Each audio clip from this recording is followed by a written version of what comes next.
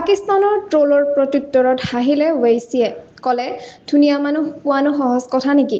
নমস্কাৰ, অসম নিউজ এক্সপ্ৰেছলৈ মই শবনমী আছমিনে আপোনালোকক স্বাগতম জনাইছোঁ। এই মুহূৰ্তৰ বিশেষ সংবাদ। হায়দৰাবাদৰ সাংসদ তথা AIMIM মুৰব্বী আছাদুদ্দিন ৱেইছিয়ে পেহেলগাম আক্ৰমণৰ প্ৰেক্ষাপটত পাকিস্তানৰ ওপৰত কঠোৰ মন্তব্য কৰি দেশৰ পৰা বাহ পাবলৈ সক্ষম হৈছে।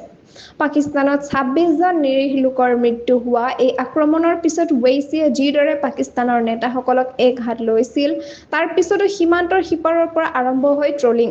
কিন্তু ৱেইছিয়ে সেইবোৰকো হাঁহি মুখেৰে মোকাবিলা কৰে। সংবাদমেলত তেওঁ ক'লে, মই এতিয়া পাকিস্তানৰ দুলহে ভাই। ইমান ধুনীয়া মানুহ বিচাৰি নাপালে, মুখহে চাব লগা হৈছে। পাকিস্তানৰ সন্ত্ৰাসবাদী মনোভাৱৰ ওপৰত তীব্ৰ সমালোচনা কৰি ৱেইছিয়ে কৈছে, আপুনি যদি ভাৰতৰ মাটিত প্ৰৱেশ কৰি নিৰীহক হত্যা কৰে, তেন্তে ভাৰত নীৰৱ থাকিব নোৱাৰে। এই স্থিতিয়ে তেওঁক ৰাষ্ট্ৰীয়ভাৱে জনপ্ৰিয় কৰি তুলিছে। ইফালে সমালোচকসকলে তেওঁক বিজেপিৰ বি টীম বুলি কটাক্ষ কৰিলেও কেন্দ্ৰই তেওঁক বিদেশ ভ্ৰমণৰ বাবে নিৰ্বাচিত কৰিছে।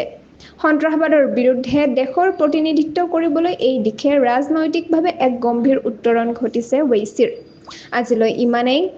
আকৌ ঘূৰি আহিম কিছু গুৰুত্বপূৰ্ণ খবৰলৈ। সংযুক্ত হৈ থাকক অসম নিউজ এক্সপ্ৰেছ চেনেলটোৰ লগত।